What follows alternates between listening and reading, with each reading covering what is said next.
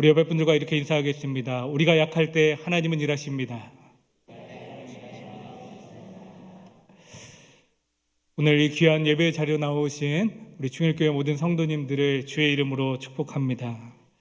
오늘 설교는 질문 한 가지 질문으로 시작을 해보려고 합니다.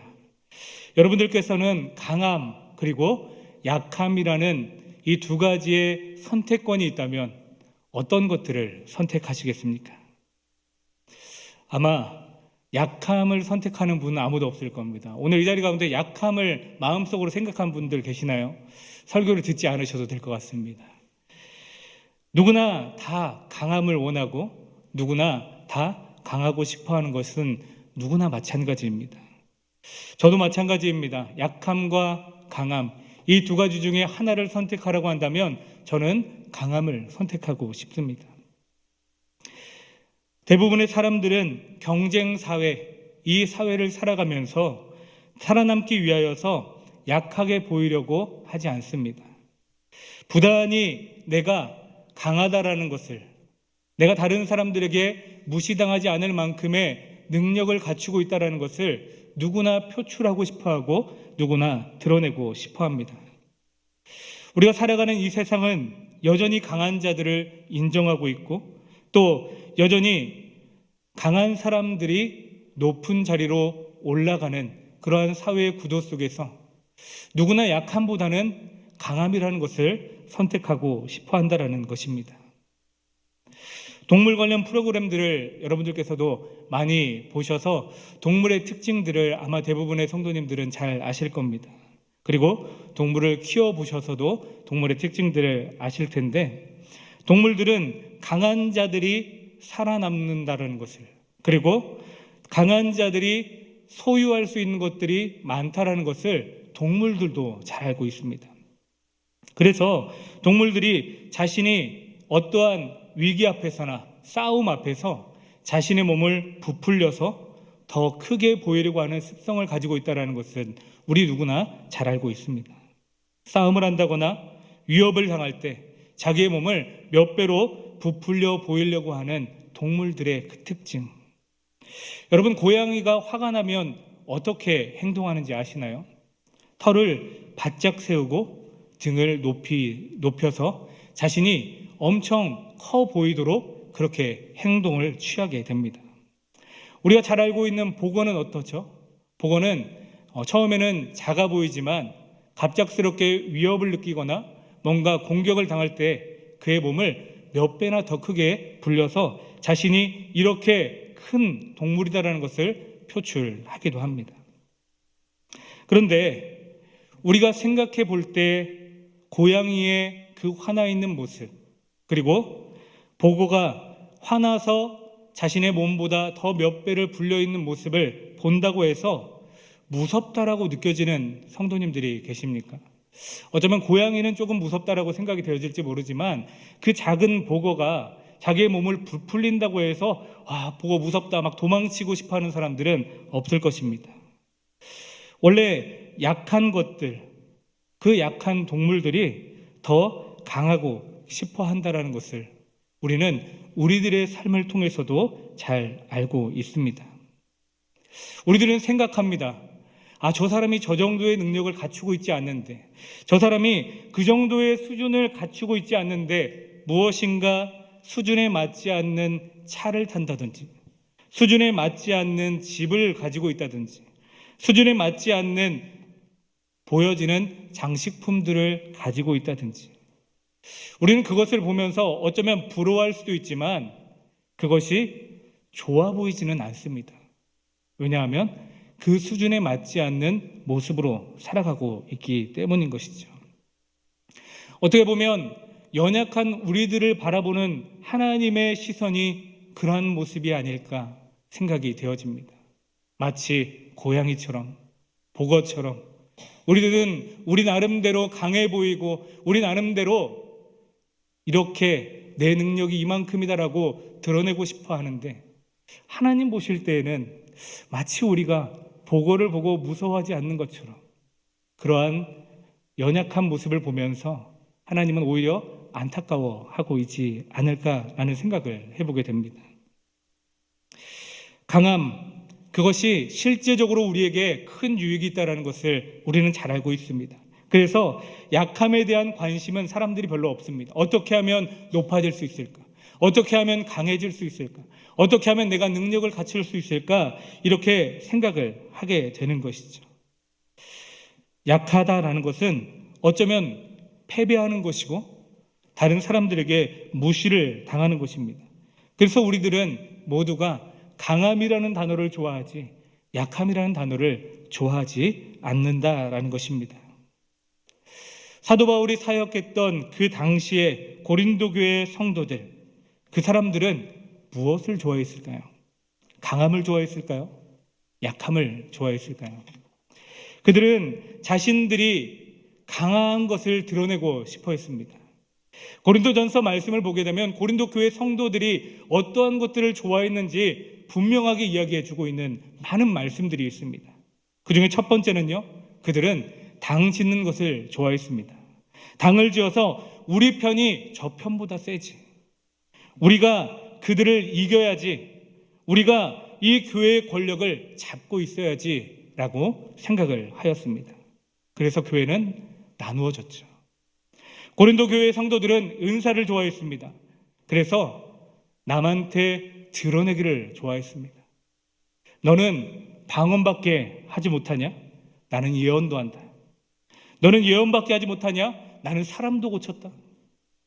너는 이거밖에 하지 못하지? 나는 하나님께서 말씀하신 환상과 계시를 보았다 라고 거짓 선지자들이 그렇게 이야기를 하게 됩니다. 욕망이 가득한 이 고린도 교회 사람들은 결국 그 잘못된 거짓 선지자들의 이야기를 듣고 그들을 따르게 된 것입니다. 그런데 이상하게도 고린도 교회 성도들과 그 모든 사람들은 자신의 강함을 드러내고 싶어하고 자신의 능력을 드러내고 싶어하는데, 오늘 사도 바울은 이상하게도 자신의 약함에 대해서 이야기를 하고 있습니다. 고린도 교회 성도들이 탐탁치 않아 하는 강함이 아닌 약함에 대해서 이야기하고 있다는 것입니다. 그 연약함을 상징하는 것이 오늘 본문 말씀 가운데서 말씀하는 가시라는 단어입니다. 다 같이 오늘 본문 7절 말씀을 다시 한번 같이 읽어보도록 하겠습니다. 7절 말씀입니다. 여러 계시를 받은 것이 지극히 크므로 너무 자만하지 않게 하시려고 내 육체의 가시 곧 사탄의 사자를 주셨으니 이는 나를 쳐서 너무 자만하지 않게 하려 하심이라. 아멘. 육체의 가시, 살에 박힌 가시. 여러분들은 손가락이나 발가락에 가시가 박혀본 적이 있으십니까? 당연히 있을 겁니다. 아마 20년 이상 사신 모든 분들은 가시가 박혀보지 못했다라고 말하는 분 아무도 없을 겁니다. 우리 옆에 분들에게 한번 이렇게 물어볼까요? 가시에 박혀본 적이 있으십니까? 없으십니까? 네. 없는 분은 사람이 아니라 천사일지 모릅니다. 가시가 살에 누구나 박혀봤을 겁니다. 가시가 박히면 어떻죠? 엄청나게 신경이 쓰입니다. 아프기도 하고 이 박힌 것이 계속해서 신경이 쓰이게 되는 것이죠. 저는 손가락 그리고 발가락에 가시가 여러 번 박혀봤습니다. 두꺼운 가시부터 살에 들어가서 보이지 않는 얇은 가시까지 많은 가시가 박혀봤는데, 가시가 박혔을 때 가장 먼저 찾는 것은요, 옷핀을 찾게 됩니다. 바늘을 찾게 됩니다. 왜 그렇죠? 손가락, 발가락에 박힌 그 가시를 빼내려고 찾게 되는 것이죠. 저는 집요하게 파냅니다. 손가락에 가시가 박히면, 발가락에 가시가 박히면 그 옷핀으로 살을 뜯어내면서까지, 살을 파면서까지 가시를 빼냅니다. 피가 나더라도 그 가시가 어디에 있는지 계속해서 그 가시를 뽑아내려고 합니다. 왜 제가 가시를 뽑아내려고 하는 것일까요? 피를 흘리면서까지도, 살을 뜯어가면서까지도 왜 가시를 빼려고 하는 것일까요? 손가락에 있는 그 가시랑 같이 사는 것보다 내가 잠깐 아픈 것이, 그래서 그것을 빼내는 것이 더 낫기 때문입니다. 가시가 내 안에 들어가 있는 것이 너무나 아파서 힘드니까 힘들어도 그것을 뽑아내려고 하는 것입니다. 그것이 바로 육체의 가시다라는 것입니다. 오늘 본문에서 말하고 있는 바울의 육체의 가시도 마찬가지입니다. 바울이 지금 가지고 있는 육체의 가시는 너무나 자신이 살아가면서 너무나 힘들고 견디기 어려워서 하나님 앞에 그것을 고쳐달라고, 그것을 빼달라고 그렇게 기도했던 사도 바울의 고백이 기록되어져 있습니다. 대부분 우리는 바울이 가지고 있었던 연약함, 그 가시가 무엇인지 알고 있습니다. 그것은 질병이라고 우리는 알고 있죠. 들어보신 적이 있으시죠? 보통 그가 가지고 있었던 질병 중에 두 가지가 있는데 그 첫 번째는 그가 안질이 있었을 것이다 라고 이야기합니다. 눈의 아픔이죠. 그는 성경 말씀을 제대로 읽지 못하여서 누군가 읽어주었다라는 성경 말씀이 기록되어져 있습니다. 그리고 그가 눈이 보이지 않아서 쓸 수 없어 대필해 주었다라는 말씀이 성경 말씀 가운데 기록되어져 있는 것을 미루어 볼 때, 아, 사도 바울은 눈이 좋지 않았구나, 안질이 있었고 그것이 그렇게 자신의 삶 가운데 있어서 가시 같은 존재였구나라는 것을 우리는 생각해 보게 됩니다. 또 다른 성경학자 그리고 다른 사람들은 이렇게 이야기합니다. 그는 간질을 가지고 있었다라고 이야기합니다. 지금도 간질이라는 질병을 가지고 있는 많은 사람들이 있습니다. 우리가 의학적인 단어로 보면 이것은 뇌전증이라기도 합니다. 간질이라는 질병, 얼마나 위험한 질병인지 모릅니다. 갑작스럽게 쓰러지게 되고 갑작스럽게 발작을 일으키게 됩니다. 자신만 위험한 것이 아니라 다른 사람들에게도 해를 줄 수 있는 그러한 질병이죠. 그런 질병을 다 성장한 어른이 가지고 있었다라는 것, 다 성장한 사도 바울이 이러한 간질이라는 질병을 가지고 있었다라는 것은 그에게 있어서 엄청난 가시였습니다. 갈라디아서 4장 13절 14절 초반까지의 말씀을 보게 되면 이렇게 기록되어져 있습니다. 내가 처음에 육체의 약함으로 말미암아 너희에게 복음을 전한 것을 너희가 아는 바라. 너희를 시험하는 것이 내 육체에 있으되, 너희를 시험하는 것이 내 육체에 있었다라는 것입니다. 사람들이 바울의 그 연약함을 보고 시험 들 만한 것이 사도 바울에게 있었다라는 것이죠. 이 말씀으로 근거해 볼 때 바울의 육신에는 다른 사람들이 업신 여길 만한 연약함, 다른 사람들이 나쁘게 여길 만한 연약함이 있었다라는 것입니다. 사도 바울의 그 연약함은 너무 고통스러웠고 그가 사역함에 있어서 너무나 큰 짐이 되었다라는 것이 분명합니다. 만약 이러한 연약함 우리들에게 있었다라고 한번 생각해 본다면 우리는 그것들을 감당할 수 있었을까요? 가시라는 단어는 문자적으로는 뾰족한 나무 조각이라는 뜻을 가지고 있습니다. 우리는 작은 가시가 하나 손가락에 박히거나 손바닥에 박히거나 발바닥에 박히게 되면 그것이 얼마나 아픈지 모릅니다. 그것을 빼낼 수 없게 됐을 때 살이 골마서 그곳에 염증이 생겨나기도 하죠. 자신의 이 연약함에 대해서 그것은 나를 힘들게 하고 아프게만 하는 것이다라고 생각했다면, 바울이 자신이 가지고 있는 그 안질과 또 간질이라는 그 질병이 자신을 힘들게만 하고 내가 살아가기에 온전히 짐밖에 되지 않는 거라고 생각했다면 사도 바울은 원망하며 고통 속에 살았을지 모릅니다. 그러나 바울은 그 연약함 속에서, 그 주어진 가시 속에서 하나님의 은혜를 발견할 수 있었습니다. 자신에게 이러한 가시를 주신 분이 누구이신지, 나에게 이러한 연약함을 주신 분이 누구이신지 사도 바울은 분명하게 알고 있었습니다. 7절 중간에 보면 내 육체의 가시 곧 사탄의 사자를 주셨으니, 누가 주셨죠? 오늘 말씀 가운데에는 누구라고 이야기하고 있지 않지만 우리는 알고 있습니다. 하나님께서 그것을 바울에게 주셨다라는 것을. 사도 바울은 분명히 알고 있었습니다. 자신의 연약함이 누구에게서부터 왔는지, 그리고 왜 내가 이러한 질병 가운데 있는지. 그것을 주신 분이 하나님이시라면 그것을 감당할 수 있는 힘을 주실 수 있는 분도 하나님이시라는 것을 사도 바울은 분명하게 알고 있었습니다. 7절 말씀을 보게 되면 사도 바울에게 이러한 연약함, 가시를 주신 이유에 대해서 사도 바울은 분명하게 알고 있었고 이렇게 고백합니다. 너무 자만하지 않게 하시려고. 그리고 이는 나를 쳐서 너무 자만하지 않게 하려 하심이라. 아멘. 자신이 가지고 있었던 그 연약함, 자신이 가지고 있었던 그 가시가 하나님께서 주신 것이요, 그것이 내가 너무 자만하지 않도록, 내가 너무 교만하지 않도록 하나님만을 볼 수 있도록 이것을 나에게 주셨다라고 사도 바울은 분명하게 고백하고 있습니다. 바울이 정말 사람들에게 내세울 것이 없어서 많은 사람들이 자신의 강함을 이야기하고 있던 그 시대 가운데 자신의 연약함을 얘기했을까요? 우리는 사도 바울이 어떠한 사람인지 잘 알고 있습니다.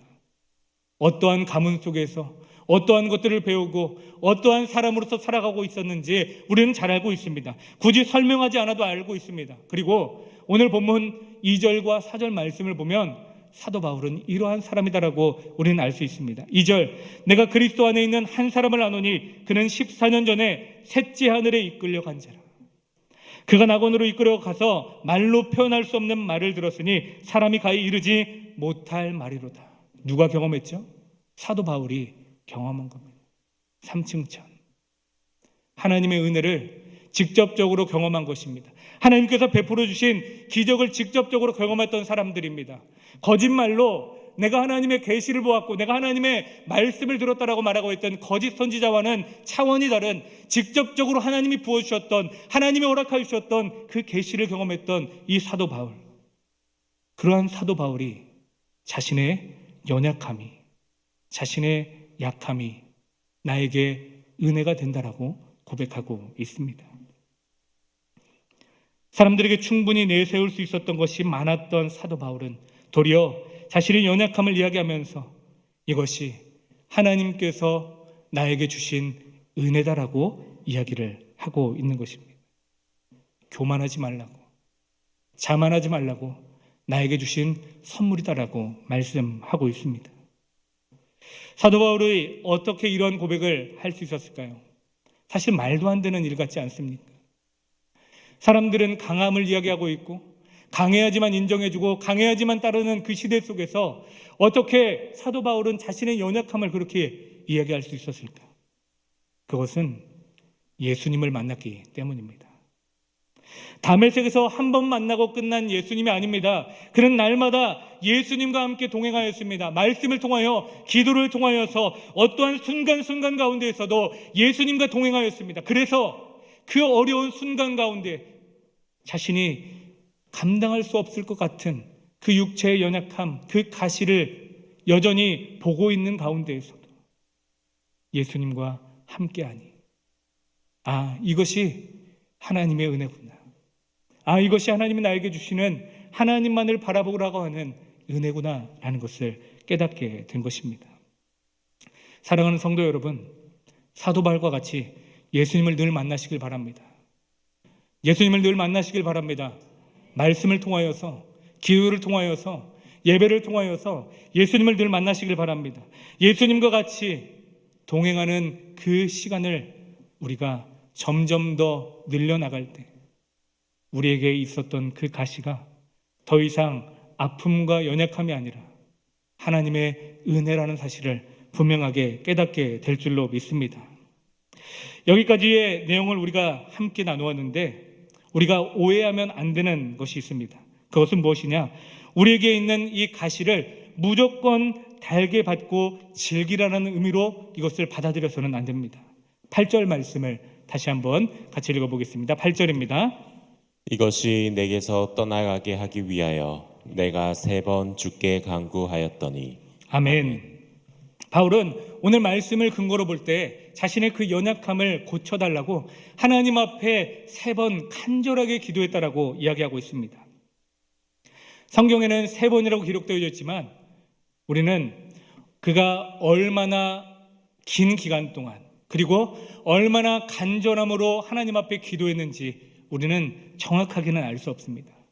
이 3번이라는 단어가 단순히 숫자적인 의미가 아니라 그가 하나님 앞에 정말 생명을 다하여서 매달렸고 하나님 앞에 그것을 고쳐달라고 최선을 다하여서 마치 40일 금식을 죽을 각오로 하듯이 하나님 앞에 매달렸던 그러한 기도를 하나님 앞에 드렸다라는 것입니다. 자신의 연약함을 위하여서 기도하는 것 결코 잘못된 것이 아닙니다. 우리는 당연히 기도해야 됩니다. 육체의 연약함을 내어놓고 하나님 앞에 기도해야 됩니다. 그런데 이러한 바울의 간절한 기도에 대한 하나님의 응답이 무엇이었죠? 9절 말씀을 한번 볼까요? 나에게 이르시기를 내 은혜가 내게 족하도다. 내 은혜가 내게 족하도다. 이는 내 능력이 약한 데서 온전하여짐이라 하신지라. 하나님께서는 사도 바울에게 말씀하십니다. 내 은혜가 내게 족하도다. 주님께서 그 은혜가 족하도다라고 말씀하셨습니다. 하나님께서 그것을 고쳐주시겠다라고 말씀해 주셨나요? 아니요. 안 된다.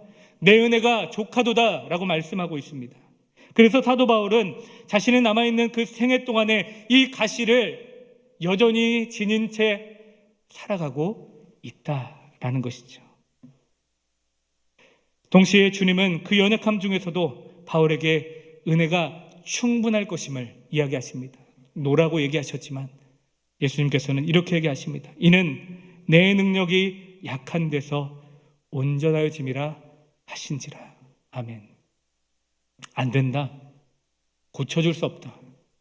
그 연약함을 통하여서 완전한 하나님을 기대할 수 있고 완전한 하나님 앞에 기도할 수 있어서 그것이 오히려 약함이 아니라 감당할 수 있는 힘과 능력을 주시는 하나님을 경험하는 것이 오히려 낫다라고 예수님께서는 말씀하십니다. 하나님께서는 그에게 말씀하십니다. 하나님은 우리에게 힘들게만 하려고 우리의 육체의 가시뿐만 아니라 많은 인생의 가시를 허락해 주실까요? 그렇지 않습니다. 우리가 구하는 기도에 노라고 대답하시는 데는 분명하게 이유가 있습니다. 오늘 본문에서 그 대답을 찾자면 약한 것이 있어야 하나님을 찾게 되고 하나님의 은혜로 온전해질 수 있다는 것입니다. 약한 것이 있어야 하나님을 찾게 되고 그래서 하나님의 은혜로 온전해질 수 있다는 겁니다. 주님은 가시를 없애주시는 것이 은혜라고 이야기하고 있지 않습니다. 가시가 있는 것이 은혜라고 말씀하십니다. 연약함을 해결해 주시는 것이 은혜라고 말씀하고 계시지 않습니다. 그 연약함을 지니고 있음이 도리어 하나님을 찾아 하나님 앞에 기도하여 그 감당할 수 있는 은혜를 받음이 은혜다라고 분명하게 말씀해 주고 계십니다. 바울은 이 사탄의 사자에 의해서 어려움을 당할 때마다 하나님 앞에 기도하였습니다. 하나님 앞에 간구하였습니다. 하나님, 감당할 수 있는 힘을 주시옵소서. 감당할 수 있는 은혜를 주시옵소서. 하나님께서 노라고 말씀하신 그 이후부터는 그것이 도리어 가시가 아니라 하나님의 은혜다라는 것을 더욱 분명하게 그는 깨닫게 되었습니다. 바울이 가진 것은 가시를 견뎌내는 능력이 아니었습니다. 그것을 하나님의 뜻 가운데 비춰볼 수 있는 능력을 가지고 있었습니다. 다시 바울이 가진 것은 가시를 견뎌내는 능력이 아니었습니다. 하나님의 뜻을 그것에 비추어서 볼 수 있는 능력이 있었다라는 것입니다. 사랑하는 여러분, 우리에게 있는 질병과 어려움 넉넉히 이길 수 있는, 넉넉히 감당할 수 있는 힘이 우리에게 있습니까? 때로는 너무 버겁고 힘들어서 그렇기에 하나님 앞에 기도하지 않습니까? 그 기도할 때 이제는 이렇게 기도했으면 좋겠습니다. 하나님, 예수 그리스도의 빛으로 이 문제를 비춰 주시옵소서. 제가 볼 수 있도록, 제가 깨달을 수 있도록. 사실 우리가 가지고 있는 많은 가시, 그것들을 우리가 하나님 앞에 기도할 때 하나님께서는 들어주지 않으실 때도 있습니다. 원망 많이 하셨죠? 불평 많이 하셨죠. 바울은 하나님 앞에 기도하였다라고 말하고 있습니다. 그것을 감당할 수 있는 그 은혜를 받을 수 있는 것은 하나님 앞에 기도하는 것밖에 없었기 때문입니다. 바울은 가시를 없애달라고 구했지만 하나님께서는 그것을 감당할 수 있는 더 큰 은혜를 부어주셨습니다. 우리도 지금 당장은 알지 못할 겁니다. 지금 당장은 왜 하나님이 나에게 이러한 가시를 주셨는지, 왜 지금 나에게 이러한 어려움을 주셨는지, 왜 도무지 이해할 수 없는 고통과 아픔을 나에게 이렇게 허락해 주셨는지. 하지만 하나님을 찾고 구할 때 하나님께서는 그것이 은혜다라고 우리들에게 말씀해 주실 줄 믿습니다. 그 참된 의미를 알고 있던 바울은 9절 말씀에 이렇게 고백하고 있습니다. 9절 중반부터 10절까지 말씀을 한번 같이 읽어보겠습니다. 시작. 그러므로 도리어 크게 기뻐함으로 나의 여러 약한 것들에 대하여 자랑하리니 이는 그리스도의 능력이 내게 머물게 하려 함이라. 그러므로 내가 그리스도를 위하여 약한 것들과 능욕과 궁핍과 박해와 곤고를 기뻐하노니 이는 내가 약한 그때에 강함이라. 아멘. 지금 내가 가지고 있는 가시, 남들에게 꺼내었을 때 부끄러운 가시가 다 한 가지씩은 있으실 겁니다. 우리의 연약함을 한번 생각해 볼까요? 내가 가지고 있는 약함을 한번 떠올려 볼까요?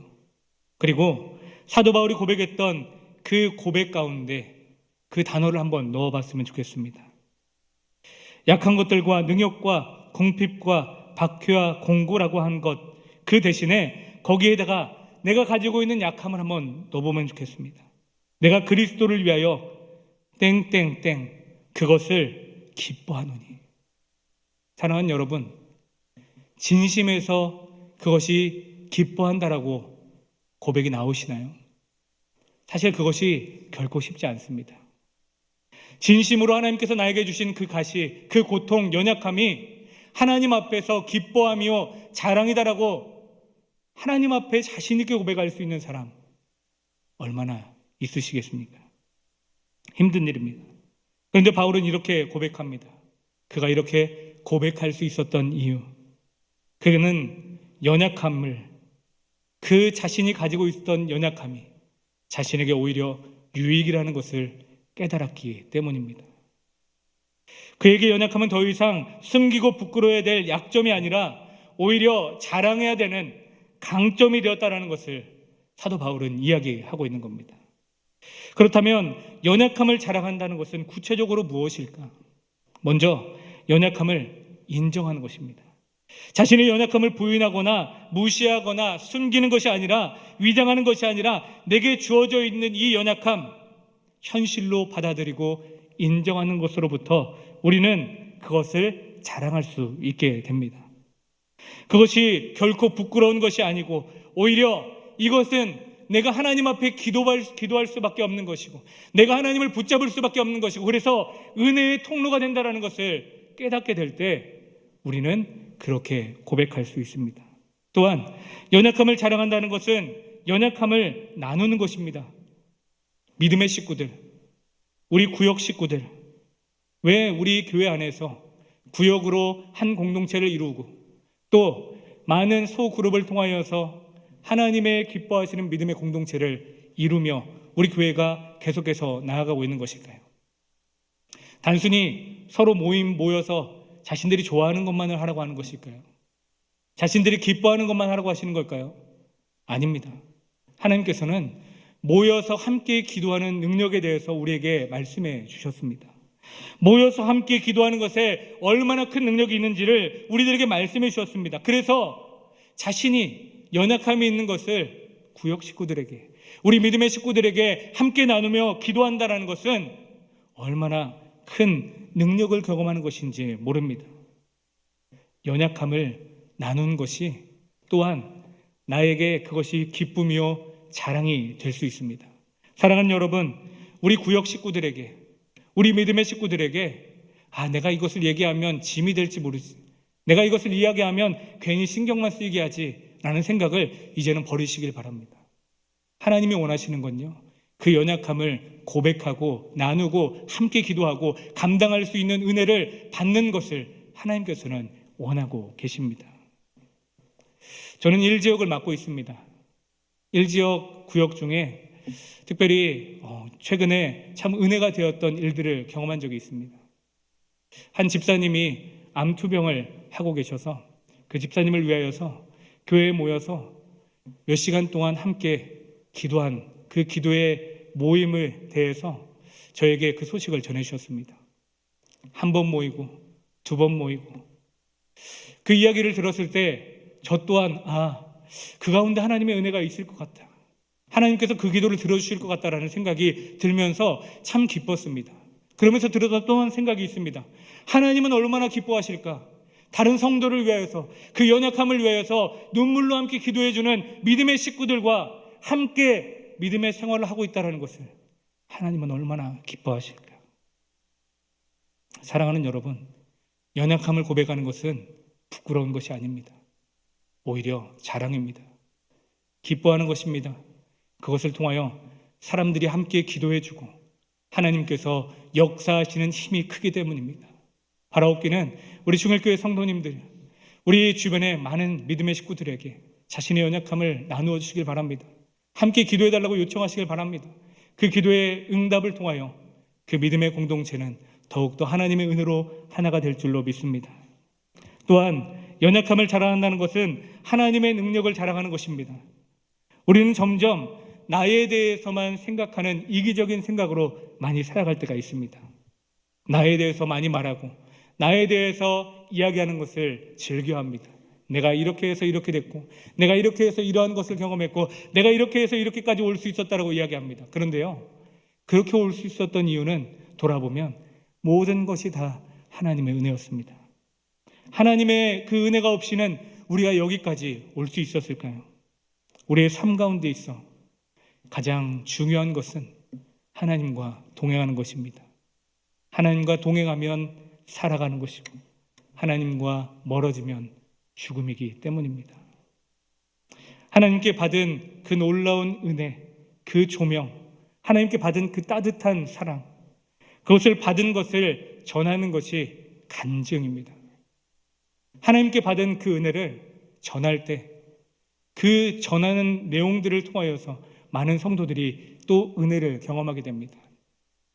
알파가 끝났을 때, 또 1:1 제자 양육이 끝났을 때 우리 충일교회 성도님들의 그 간증을 들을 때면 참 은혜가 됩니다. 내가 경험했던 그 하나님, 내가 만났던 그 하나님, 그것에 대해서 나눌 때 하나님께서 그렇게도 역사하시는구나, 하나님께서 그렇게 함께 하셨구나, 하나님께서 나에게도 그렇게 함께 해주실 거야 라는 소망이 생겨날 때가 있습니다. 하나님 앞에 받은 그 은혜를 우리 식구들과 또한 나누시길 바랍니다. 그 은혜를 나눌 때 그것이 자랑이요, 그것이 다른 사람들에게도 하나님을 소망하고 기대할 수 있는 큰 능력이 될 줄로 믿습니다. 사랑하는 여러분, 말씀을 준비하면서 제가 깨달았던 하나님의 큰 은혜가 있었습니다. 그것은 하나님은 우리의 연약함에 관심이 많다라는 겁니다. 우리의 잘됨, 우리의 성장, 이러한 것들도 하나님은 기뻐하시고 좋아하시지만 특별히 연약함에 관심이 많다라는 것을 느꼈습니다. 예수님께서 그 연약한 자들을 찾아가셨던 것처럼 아무도 나를 돌아봐 주지 않고 내가 그렇게 기도해도 기도를 들어주시지 않는 것 같이 느껴지는 그 순간 가운데에서도 하나님은 우리의 연약함을 기억하고 계시고 함께하고 계신다는 것입니다. 사도 바울은 가시가 있었기 때문에 부족함을 알았습니다. 부족함이 있었기 때문에 연약했기 때문에 하나님의 은혜 없이는 살 수 없었습니다. 그 은혜가 필요했기 때문에 더 깨어서 기도했고 그 기도한 결과 감당할 수 있는 은혜를 받게 되었습니다. 사랑하는 여러분, 여러분들의 그 연약함이 지금은 부끄러울지 모르지만 자랑으로 변화되기를 축원합니다. 바라고 원하옵기는 이 자리 가운데 함께하고 있는 우리 성도님들 모두가 하나님의 은혜 없이는 살아갈 수 없다고 고백할 수 있는 믿음의 삶이 되시기를 축복합니다. 하나님의 은혜 없이는 나는 아무것도 아닙니다. 하나님의 은혜 없이는 나는 내게 지금 박혀있는 자그마한 가시조차도 감당할 수 없는 사람입니다 라고 고백할 수 있는 우리 충일의 성도님들이 되시기를 간절히 소망합니다. 이 시간에 함께 찬양의 고백을 같이 드리려고 합니다. 이 찬양은 우리가 잘 모르는 찬양일 수 있습니다. 그래서 우리가 가사를 한번 생각해 보며 그 의미를 기억하며 함께 찬양해 보려고 합니다. 찬양의 제목은 이렇습니다. 나의 약함은 나의 자랑이요. 참 고마운 친구 나의 예수님. 나는 깨지기 쉬운 질그릇 같으나 때론 낙심하고 포기치 않음은 예수의 생명이 내 안에 있기에. 내 삶의 동행자 나의 예수님. 나는 기대가 없는 어린 나귀 같으나 늘 쓰러지나 다시 일어남도 예수의 생명이 내 안에 있기에. 나의 약함은 자랑이요, 나의 실패는 나의 간증이요, 나의 아픔은 나의 영광이니 그 부르심 따라 내가 걸어갑니다. 사랑하는 여러분, 바울과 같은 믿음으로 이 시간 이 찬양의 고백을 하나님 앞에 드렸으면 좋겠습니다. 하나님, 나의 연약함이 은혜가 됩니다. 나의 연약함이 지금까지는 걸림돌이라고 생각하고 가시라고 생각했는데 그것이 은혜였군요. 하나님, 감당할 수 있는 은혜를 나에게 허락하여 주시옵소서. 이런 믿음의 고백으로 하나님 앞에 같이 찬양하기 원합니다.